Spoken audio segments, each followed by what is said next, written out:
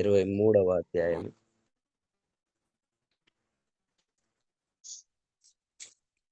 14వ వచనం 15వ వచనం ఒక మాట చదువుకుందాం. సామెతల గ్రంథము 23వ అధ్యాయం 15వ వచనం. నా కుమారుడా, నీ హృదయమునకు జ్ఞానము లభించిన ఎడల నా హృదయము కూడా సంతోషించును అని దేవుని వాక్యము సెలవిస్తూ ఉంది. అనగా దేవుడు తన కుమారుల పట్ల ఎంతో ఆశ కలిగి ఉన్నాడని, లేకపోతే దేవుడు ఏ రకముగానైతే జ్ఞానం కలిగి ఉన్నాడో నా కుమారులు కూడా జ్ఞానం కలిగి ఉండాలని దేవుడు ఆశిస్తూ ఉన్నాడు. అనగా ఒక వ్యక్తి తన జీవితంలో జ్ఞానము కలిగి ప్రవర్తించాలని దేవుడు కోరుతా ఉన్నాడు. విశ్వాసులముగా మనమందరము దేవునిలో జ్ఞానము కలిగి ఉండాలని, ఒక వ్యక్తి తన జీవితంలో ప్రాముఖ్యమైనటువంటిది కలిగి ఉండాలని, అనగా తన హృదయానికి అవసరమైనది జ్ఞానమని దేవుడు తెలియజేస్తూ ఉన్నాడు. ఈ లోకంలో మనం చూస్తే గనక ఒక మానవుని జీవితంలో తను పరిశుద్ధత కలిగి ఉండాలి, జ్ఞానము కలిగి ఉండాలి, ఇంకా దేవునిలో కొన్ని విషయాలను కలిగి ఉండొచ్చు. అయితే ప్రాముఖ్యంగా దేవుడు ఇక్కడ తెలియజేస్తున్నటువంటి మాట ఏమిటంటే, ఒక వ్యక్తి లేదా దేవుని కుమారుడు తన హృదయంలో జ్ఞానము కలిగి ఉండాలని కోరుతా ఉన్నాడు. అనగా తన బిడ్డలకు జ్ఞానం ఎంతో అవసరమని దేవుడు తెలియజేస్తూ ఉన్నాడు. ప్రియమైన దేవుని సంగమ, మనం పరిశీలిస్తే గనక ఈ లోకంలో ఉన్నటువంటి ప్రతి వ్యక్తి ఏదో ఒక జ్ఞానాన్ని కలిగి ఉంటాడు. మనం ఎన్నో మార్లు ఒకవేళ మనకు కోపం వచ్చినప్పుడు మనం ఏం చేస్తూ ఉంటామంటే, ఎదుటి వ్యక్తి పట్ల నీకు జ్ఞానం లేదు, బుద్ధి లేదు అని ఎన్నో మార్లు అని ఉండొచ్చు. కానీ ఆ వ్యక్తి కూడా ఏదో ఒక విషయం పట్ల జ్ఞానం కలిగి ఉంటాడు. అనగా ప్రతి వ్యక్తి జ్ఞానం కలిగినటువంటి వాడే. సాధారణంగా స్త్రీలను కనుక మనం తీసుకుంటే, పైలట్ ఒక స్త్రీ ఉంటుంది. ఆమెకు విమానం నడిపేటటువంటి జ్ఞానం ఉంటుంది. కానీ మన క్యాప్టెన్ ఒక షిప్ను తీసుకుంటే అందులో కూడా స్త్రీలు ఉండొచ్చు. పైలట్ ఆ విమానం నడిపేటటువంటి జ్ఞానం ఉన్న తను ఈ షిప్ నడిపేటటువంటి జ్ఞానం లేకపోవచ్చు. అలాగని ఆమెకు జ్ఞానం లేదని మనం అనలేం. లేదు, ఈ పని చేస్తున్నటువంటి వారు ఆ పని చేయకపోవచ్చు. కాబట్టి ఎందులో ఒక దానిలో ఒక రంగంలో జ్ఞానం ఉంటుంది, అది ఏదైనా సరే. కనుక ప్రతి వ్యక్తి ఏదో ఒక రంగంలో జ్ఞానం ఉన్నటువంటి వాడే కనుక తను జ్ఞానే. అలాగని మనం జ్ఞానం లేదు అని అనడానికి వీల్లేదు. మనము జ్ఞానం అంటే ఏందని మనం ఒక రకంగా మనం ఒకసారి ఆలోచన చేస్తే, ఒక విషయం పట్ల అవగాహన కలిగి ఉండడే జ్ఞానం కలిగి ఉండడం. జ్ఞానం ఉందని చెప్పొచ్చు. ఎందుకనగా ఆది కాండంలో మొదటి అధ్యాయంలో దేవుడు 2వ అధ్యాయంలో దేవుడు హవ్వ గారికి చెబుతూ ఉన్నటువంటి మాటను మనం చూడొచ్చు. 8వ వచనం అనగా 2వ అధ్యాయము 10వ వచనం, అదేనమ్మా 9వ వచనం. మరియు దేవుడైన యెహోవా చూపునకు రమ్యమైనది, ఆహారమునకు మంచిదియునైన ప్రతి వృక్షమును ఆ తోట మధ్యను, జీవ వృక్షమును మంచి చెడ్డల తెలివినిచ్చు వృక్షమును నేల నుండి మొలిపించెను. తర్వాత తినకూడదని అనే మాట రాయబడి ఉంటుంది కదా.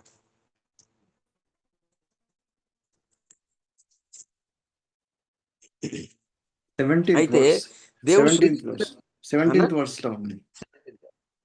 ఓకే అన్న అయితే మంచి చెడ్డల తెలివినిచ్చు వృక్ష ఫలమును తినకూడదు, నీవు వాటిని తిను దినమున నిశ్చయముగా చచ్చదవని నరునికి ఆజ్ఞాపించు. ఆ రకంగా వీరికి ఆజ్ఞాపించిండు.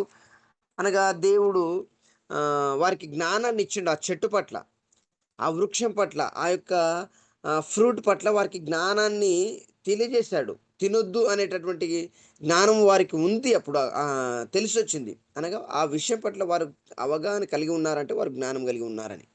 అయితే 3వ అధ్యాయానికి వచ్చేపాటికి ఆమె ఏం చేస్తుందనంటే, మొదటి వచనం, దేవుడైన యెహోవా చేసిన సమస్త భూజంతువులలో సర్పము యుక్తి గలదై ఉండెను. అది ఆ స్త్రీతో, ఇది నిజమా, ఈ తోట చెట్లలో దేని ఫలములనైనను మీరు తినకూడదా, కూడదని దేవుడు చెప్పెనా అని అది అడిగాను. అప్పుడు అందుకు ఆ స్త్రీ, ఈ తోట చెట్ల ఫలములలో ఫలములను మేము తినవచ్చును, అయితే తోట మధ్యనున్న చెట్టు ఫలములను గూర్చి దేవుడు మీరు చావకుండానట్లు వాటిని తినకూడదని, వాటిని ముట్టకూడదని చెప్పానని సర్పము తానెను. ప్రియమైన దేవుని సంగమా, ఇక్కడ చూస్తే సర్పం యుక్తి కలిగినటువంటిది, వివేకం కలిగినటువంటిది, జ్ఞానం కలిగినటువంటిదే. అయితే దానికంటే దేవుడు మనిషిని, వ్యక్తిని ఇంకా జ్ఞానం కలిగినటువంటి వాడనుగా చేస్తూ ఉన్నాడు, దానినిగా చేస్తూ ఉన్నాడు. అనగా దేవుడు యెహోవా ఆయన చేసినటువంటి సమస్త జంతువులలో సర్పం చాలా యుక్తి కలిగినటువంటిదే. అయితే దానికంటే అది మోసం చేసేటటువంటి ఆ సందర్భంలో మానవుడు అనేటటువంటి వాడు ఇంకా జ్ఞానము కలిగి ఉండాలని దేవుడు తెలియజేస్తూ ఉన్నాడు. కనుక ఈ దినాల్లో మానవులమైనటువంటి మనము జ్ఞానం కలిగి ఉండాలని, దేవుని యొక్క జ్ఞానం కలిగి ఉండాలని, దేవుని పట్ల మనము ఎంతో జ్ఞానంతో ప్రవర్తించాలని దేవుడు తెలియజేస్తా ఉన్నాడు. అందుకొరకు 14వ అధ్యాయం 2వ వచనంలో, కీర్తన 14:2లో ఒక మాట ఉంటుంది, వివేకము కలిగి దేవునిని వెదకువారు కలరేమో అని ఆ, నరులను చూచి ఆకాశం నుండి నరులను చూస్తా ఉన్నాడని ఒక మాట పరిశీలించాను అన్నట్టు. వివేకము కలిగి దేవుని వెతుకువారు కలరేమో అని యెహోవా ఆకాశం నుండి చూచి నరులను పరిశీలించాను. అనగా దేవుణ్ణి వెతకాలి అంటే జ్ఞానముతో వెతుకుతా ఉన్నారా, లేకపోతే ఏదో రకముగా వెతుకుతా ఉన్నారా అని చూస్తూ ఉన్నాడు. అనగా ఆయనకు కావలసినటువంటి వారు, ఆయన కుమారులు ఎలా ఉండాలని అంటా ఉన్నాడంటే, జ్ఞానం కలిగినటువంటి వారుగా ఉండాలని ఆశిస్తూ ఉన్నాడు. ప్రియమైన దేవుని సంగమ, ఈరోజు మనం అందరము జ్ఞానముతో ఉండాలని, దేవుని జ్ఞానంతో ఉండాలి. ప్రాముఖ్యంగా అక్కడ ఆ స్త్రీ ఏం చేస్తూ ఉందంటే, జ్ఞానము లేనటువంటిదిగా ప్రవర్తిస్తూ ఉంది, జ్ఞానం ఉండి కూడా జ్ఞానం లేనిదిగా ప్రవర్తిస్తూ ఉంది. అందుకే దేవుడు అంటాడు, తెలియక ఒకవేళ చేస్తే క్షమిస్తాడు, తెలిసి చేస్తే క్షమించాడని. తెలిసి చేస్తే అనగా బుద్ధిపూర్వకంగా చేసినట్లయితే అది పాపమని దేవుడు తెలియజేస్తూ ఉన్నాడు. ఈరోజు మనమందరము దేవుని యొక్క జ్ఞానపూర్వకంగా ఉండాలని ప్రియమైన దేవుని సంగతి తెలియజేస్తూ ఉన్నాడు. మనము స్త్రీలు ప్రాముఖ్యంగా ఎక్కడంటే సమూయేలు గ్రంథం, 2వ సమూయేలు గ్రంథంలో 11వ అధ్యాయంలో ఒక మాట చూడొచ్చు మనం. అక్కడ ఆ సందర్భం ఏమిటంటే, మొదటి 2వ సమూయేలు గ్రంథం 11వ అధ్యాయం. దావీదు మహారాజు, ఒకానొక దినమున ప్రొద్దుగుంకు వేళ దావీదు పడక మీద నుండి లేచి రాజనగరి మిద్దె మీద నడుచుచు పైనుండి చూచుచుండగా స్నానం చేయి ఒక స్త్రీ కనబడను. ప్రియమైన దేవుని సంగమా, ఆ రకంగా తన జీవితంలో ఏం జరుగుతుందంటే పాపం జరుగుతుంది. కానీ ఇక్కడ స్పెసిఫిక్గా నేను తెలియచేయాలనుకున్నది ఏమిటంటే, ఒక స్త్రీ తను చేసేటటువంటి ఏ కార్యమైనా కావచ్చు, తను ఉండేటటువంటి ప్లేస్ అయినా కావచ్చు, ఆ ప్లేస్ పట్ల, తను చేసేటటువంటి పనుల పట్ల జ్ఞానము కలిగి ఉండాలని నాకెందుకు ఆలోచన వస్తూ ఉంది. ఎందుకనగా తను ఆ స్థితిలో ఉన్నప్పుడు, లేదా స్నానం చేయడానికి వెళ్ళినప్పుడు కనీసము ఆమె తీసుకోవాల్సినటువంటి ఆ జాగ్రత్తలను తీసుకోలేదేమో. ఎందుకనగా జ్ఞానము కలిగినటువంటి వారుగా ఉండాలని దేవుడు తెలియజేస్తూ ఉన్నాడు. అందుకే దావీదు మహారాజు చూస్తూ ఉన్నాడు, పాపం చేస్తూ ఉన్నాడు. కనుక మనం ఏ స్థితిలో ఉంటా ఉన్నామో, ఏ స్థలంలో ఉంటా ఉన్నామో, ఏ పని చేస్తూ ఉన్నామో, అలాంటి విషయాలలో మనం ఎంతో జాగ్రత్త కలిగి ఉండాలి. స్త్రీలైనటువంటి వారు జాగ్రత్త కలిగి ఉండాలని దేవుడు తెలియజేస్తూ ఉన్నాడు. జ్ఞానం కలిగి ఉండాలని, కనీసమైనటువంటి జ్ఞానం కలిగి ఉండాలని దేవుడు తెలియజేస్తా. అందుకే దావీదు పాపం చేయాల్సి వచ్చింది. అనగా మన పట్ల మనం జాగ్రత్త కలిగి ఉంటే, మన గురించి మనము జాగ్రత్త తీసుకుంటే, అది ఎలా ఉంటుందంటే, వేరే వారికి మనము అవకాశం ఇవ్వనటువంటి వారిగా మనం ఉంటాం. మనం సాధారణంగా చూస్తే ముస్లింలు, ఆ స్త్రీలు ఎంతో అంటే వారికి వారు జాగ్రత్త కలిగి ప్రవర్తిస్తూ ఉంటారు. వారు బయటికి వచ్చారనంటే వారికంటూ ఒక ప్రత్యేకమైనటువంటి డ్రెస్ కోడ్‌లో వస్తా ఉంటారు. కనుక వారి ద్వారా ఇతరులకు అవకాశం ఉండదు పాపం చేయడానికి. అది చూపుల ద్వారా కావచ్చు, దేని ద్వారానైనా కావచ్చు. అంటే అందుకొరకు ఒక మాట ఉంటది. సామెతల గ్రంథంలో మాట ఉంటది. మొదటి అధ్యాయం మొదటి అధ్యాయంలో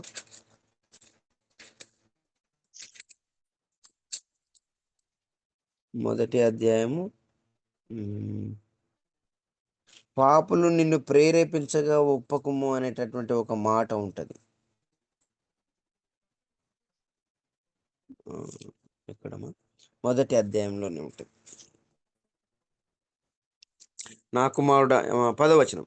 నా కుమారుడ పాపులు నిన్ను ప్రేరేపింపగా ఒప్పకుము అని. అనగా అంటే మన యొక్క డ్రెస్, లేదా మనం ఉండేటటువంటి స్థితి, లేదా మనం మాట్లాడేటువంటి ఇవన్నీ అవతలి వాళ్ళను ప్రేరేపించేటటువంటిదిగా ఉండకూడదు.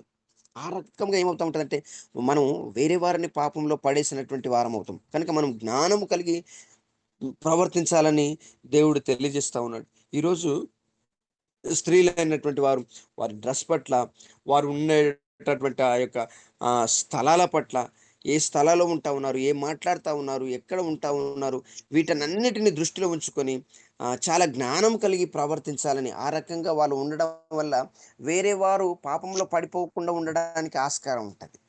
కనుక జ్ఞానం కలిగి ఉండాలని దేవుడు తెలియజేస్తా ఉన్నాడు. ఎందుకనగా స్త్రీకి చాలా జ్ఞానం అవసరం.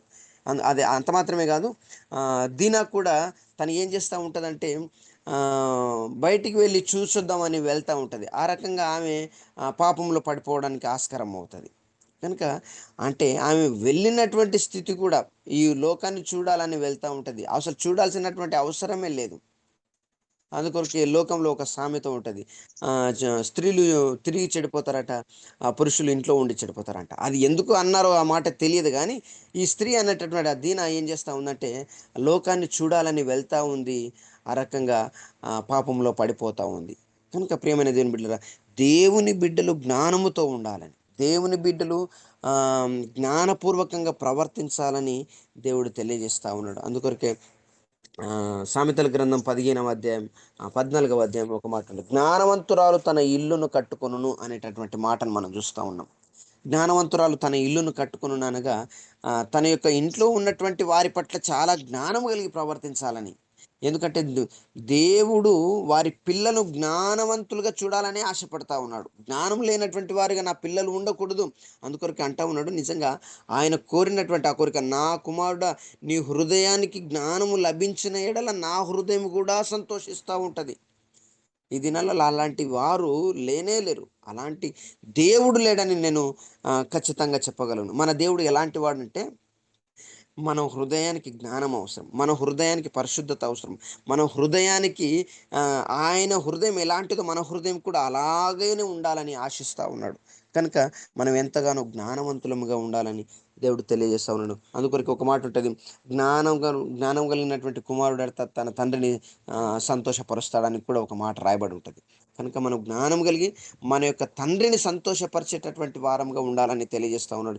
కేవలం స్త్రీలు మాత్రమే కాదు, పురుషులు కూడా జ్ఞానం కలిగి ఉండాలని దేవుడు తెలియజేస్తా ఉన్నాడు.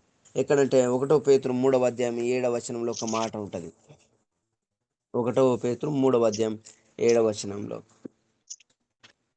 పురుషులారా అటువలనే పురుషులారా జీవమను కృపావరములో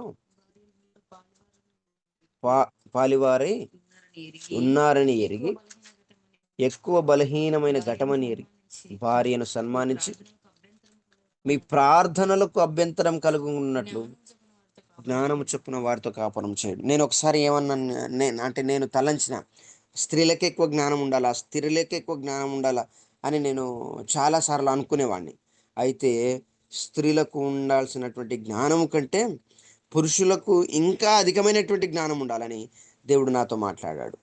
ఎందుకంటే తన యొక్క కుటుంబాన్ని వారితో ఎలా కాపురం చేయలేదు, తన కుటుంబాన్ని ఎలా నడిపించాలో అనేటటువంటి జ్ఞానము పురుషులకు ఇంకా అవసరం. అనగా స్త్రీలు పురుషులని కాదు కానీ దేవుని బిడ్డలమైనటువంటి వారమైన మనమందరము జ్ఞానము కలిగి ఉండాలని, జ్ఞానముతో మన హృదయం నింపబడాలని దేవుడు తెలియజేస్తాడు. ఉన్నాడు. అందుకొరకే దావీదు మహారాజు ఎంతో సొలొమోను మహారాజు ఎంతో జ్ఞానవంతుడు. అందుకొరకని సొలొమోను మహారాజు యొక్క జ్ఞానము చూసి షేబా దేశపు రాణి వస్తా ఉంది. అంత మాత్రమే కాదు, అక్కడ ఆ జనులు భయపడిరి అని ఒక మాట రాయబడి ఉంటది. అక్కడ ఉన్నటువంటి జనులట తన యొక్క జ్ఞానమును బట్టి భయపడిరి అని రాయబడి ఉంటది. కనుక అంటే ఈ లోకంలో ఉన్నటువంటి జనులు భయపడాలి అని అన అంటే వాళ్ళు భయపడాలని కాదు కానీ, దేవుడు మనం ఎప్పుడైతే జ్ఞానము కలిగి ఉంటామో జనులు ఆటోమేటిక్గా భయపడతా ఉంటారు. మనం అంటే ఒకలాంటి భయం ఉంటుంది. కనుక మనం ఈరోజు దేవుని యొక్క జ్ఞానాన్ని పొందుకొని, దేవుని యొక్క మాటల చేత జ్ఞానం ఎక్కడ లభిస్తుంది అంటే కేవలం ఆయన మాటల ద్వారానే. అందుకొరకు కొలస్సీలకు రాసిన పత్రిక 2వ అధ్యాయం 3వ వచనంలో ఒక మాట ఉంటుంది, బుద్ధి జ్ఞాన సర్వ సంపదలు ఆయనందియే గుప్తములై ఉన్నవని. కనుక ఈరోజు నీవు నేను మనం అందరము జ్ఞానం సంపాదించాలంటే కేవలం ఆయన ద్వారా మాత్రమే, ఆయన సన్నిధిలోనే మనం జ్ఞానాన్ని పొందుకుంటాం. అందుకొరకే సామెతల గ్రంథము ప్రతి ఒక్కరికి, ఎందుకనగా యవనస్తులకు ప్రతి ఒక్కరికి ఇవి ఎంతగానో జ్ఞానపు వాక్కులని సామెతల గ్రంథంలో కూడా రాయబడి ఉంటాయి. ఈరోజు జ్ఞానం లేని వారికి బుద్ధి కలిగించుటకును, యవనులకు తెలివి వివేచన పుట్టించుటకును తగిన సామెతలని. కనుక ప్రియమైన దేవుని బిడ్డారా, దేవుని యొక్క వాక్కులే మనకు జ్ఞానాన్ని కలిగిస్తాయి. దేవుడే మనకు జ్ఞానాన్ని అందించేటటువంటి వాడు. దేవుని యొక్క మార్గంలో నడుస్తున్నటువంటి వారమైన మనం అందరము ఈ లోకంలో ఉన్న దేవుని బిడ్డలైనటువంటి ప్రతి ఒక్కరూ జ్ఞానం కలిగి ఉండాలని, అంత మాత్రమే కాదు వారి యొక్క హృదయం జ్ఞానంతో నింపబడాలని దేవుడు ఆశిస్తూ ఉన్నాడు. కనుక జ్ఞానము కలిగి ఈ లోకంలో ప్రవర్తిస్తూ అనేకులను దేవుని చెంతకు చేర్చే విధముగా మనం జ్ఞానం కలిగి, ఎందుకంటే ఈ లోకంలో ఎవరితోనైనా మాట్లాడేటటువంటి సందర్భంలో కూడా మనం చాలా జ్ఞానపూర్వకంగా ప్రవర్తించాల్సి ఉంటుంది. అందుకొరకే దేవుని వాక్యం సెలవిస్తూ ఉంటుంది, ఆ పావురం వలె నిష్కపటం కలిగి, ఆ పాముల వలె వివేకము కలిగి. అనగా ఎంతో జ్ఞానం అవసరం. ఈ లోకస్తులతో మాట్లాడాలన్నా ఎంతో జ్ఞానం అవసరం. ఎందుకంటే నేను ఒకసారి ట్రైన్లో వస్తూ ఉంటే ఒక వ్యక్తికి సువార్త చెప్తా ఉన్నాను. సువార్త ఎలాగా నేను ఆరంభించానంటే, బ్రదర్ ఈ లోకంలో చాలా మంది జనాలు ఉన్నారు కదా, అనగా దాదాపు 100 కోట్ల పైన జనాలు ఉన్నారు. అయితే ఈ 100 కోట్ల మంది జనాలలో ఎవరికి ఇష్టం వచ్చినటువంటి దేవుణ్ణి వారు ఆరాధిస్తూ ఉన్నారు. కాదనడానికి వీల్లేదు. మనము వద్దు అనడానికి మనకు ఎలాంటి అవకాశం లేదు. వారి దేవుడిని వారిని పూజించుకొనిద్దాం. అయితే నేను నా గురించి ఆలోచన చేస్తే నేను యేసు ప్రభు దేవుని ఆరాధిస్తూ ఉన్నాను. ఎందుకు ఆరాధిస్తూ ఉన్నానంటే, నేను చేసినటువంటి నా ప్రతి విధమైనటువంటి పాపములను భరిస్తున్న ఆ పాపముల కొరకై ఆయన సిలువలో మరణించి రక్తము కార్చి నన్ను పరిశుద్ధునిగా చేశాడు అని నా బైబిల్ చెప్తా ఉంది. మా పరిశుద్ధ గ్రంథం చెప్తా ఉంది. అది నమ్మి, అనగా నా పాపముల నిమిత్తం నా కొరకు చనిపోయిన దేవుడు యేసుప్రభు అని తెలుసుకొని నేను ఆయనను పూజిస్తూ ఉన్నాను. అది నాకు సంబంధించింది. అయితే ఈ లోకంలో ఉన్నటువంటి జనాలు ఎందరో ఎవరెవరినో ఆరాధిస్తూ ఉన్నారు. ఆరాధించని కానీ, అయితే వారి దేవుడు వారి కొరకు ఏమి చేశాడని వారిని నమ్ముతూ ఉన్నారు అని అన్నప్పుడు ఆ వ్యక్తి అన్నటువంటి మాట ఏమిటంటే, ఏమన్నా ఇంత దిమ్మ తిరిగే క్వశ్చన్ వేసినావు అని ఒక మాట అన్నాడు. నిజంగా ప్రియమైన దేవుని బిడ్డలు, వారిని ఏమాత్రం మనం నొప్పించక, వారికి అనగా వారితో మాట్లాడేటప్పుడు మనం ఎంతో జ్ఞానము కలిగి మాట్లాడాలని దేవుడు, లేదా జ్ఞానం కలిగి ప్రవర్తించాలని దేవుడు తెలియజేస్తూ ఉన్నాడు. ఎందుకంటే ఈ దినాలు చాలా భయంకరమైనటువంటి దినాలు, చాలా భయంకరమైనటువంటి దినాలు. ఏమాత్రం పత్రిక ఇచ్చినా మనను ఏదో రకంగా హింసించేటటువంటి దినాలు. కనుక దేవుడు ఎవరిని గురించి చూస్తూ ఉన్నాడంటే, వివేకము కలిగినటువంటి వారు దేవుని వెతుకుతూ ఉన్నారా లేదా. చివరిగా నేను ఒక మాట చెప్పి ముగిస్తాం. జ్ఞానము అనగా ఎవరు జ్ఞానవంతులని మనం బాగా ఆలోచన చేస్తే దేవుడు అందు గురించి ఒక మాట అంటాడు తోమాతో, చూసి నమ్మిన వాని కంటే చూడక నమ్మిన వాడు ధన్యుడు అనేటటువంటి మాటను తోమాతో చెప్తా ఉంటాడు. మరి చూసి నమ్మిన వాడు జ్ఞానవంతుడా, చూడక నమ్మిన వాడు జ్ఞానవంతుడా అంటే, మనం ఉదాహరణకు ఒకవేళ ఆలోచన చేస్తే, కరెంటు వైర్లను పట్టుకుంటే షాక్ కొడుతుందని ఒక వ్యక్తికి చెప్పినప్పుడు, ఆ వ్యక్తి ఎలా కొడుతుందో తెలియదు, లేదా పట్టుకొని చూస్తాని ఒకవేళ తను పట్టుకున్నాడు అనుకోండి, తనకు షాక్ కొడుతుంది, పడిపోతాడు. లేదా రెండవ వ్యక్తి అవునా అయితే నేను ముట్టుకోనని దూరంగా ఉంటే ఆ రెండవ వ్యక్తి, ఇద్దరిట్లో ఎవరు జ్ఞానవంతులు అంటే పట్టుకోకుండా, అంటే చెప్పిన మాటను విని ఆ మాటకు లోబడి పట్టుకోకుండా పక్కకున్నటువంటి వాడే జ్ఞానవంతుడు. నేను పట్టుకొని చూస్తా, లేదా నేను తాకే చూస్తా, దానిని నేను అనుభవించే చూస్తా అంటే అది జ్ఞానం లేనటువంటి పని ఈ దినాల్లో మాత్రం. కనుక దేవుని వాక్యం సెలవిస్తూ ఉంది, కేవలం తన మాట చొప్పున చేసేటటువంటి ప్రతివాడు జ్ఞానవంతుడే. తన మాట వినే ప్రతివాడు జ్ఞానవంతుడే అనగా దానిని అనుభవించాలి లేదా నేను రుచి చూడాలని కాదు. తన మాట విని ఏ పని అయితే చేస్తాడో తను జ్ఞానవంతునిగా మనము ఈరోజు చూడవచ్చు. కనుక ఈరోజు నీవు నేను మనమందరము ఈ యొక్క జూమ్ కుటుంబంలో ఉన్నటువంటి వారమైన మనమందరము దేవుని యొక్క మాట పూర్వకంగా మనం ప్రవర్తించి జ్ఞానము కలిగినటువంటి వారమై ఉండాలి. అనేకులను ఆయన చెంతకు చేర్చేటటువంటి విషయంలో, సువార్త చెప్పేటటువంటి విషయంలో మనం జ్ఞానం కలిగి ఉండాలని దేవుడు మనకు తెలియచేస్తూ ఉన్నాడు. కనుక ఇటు మాటలను విన్నటువంటి వారి మీకు అందరికీ హృదయపూర్వకంగా వందనాలు తెలియజేస్తూ, ఈ అవకాశం ఇచ్చినటువంటి పెద్దలకు వందనాలు తెలియజేస్తూ ఈ కొద్ది మాటలు ముగిస్తూ ఉన్నాను. దేవుడు తన వాక్యమును ఆశీర్వదించును గాక. ఆమేన్.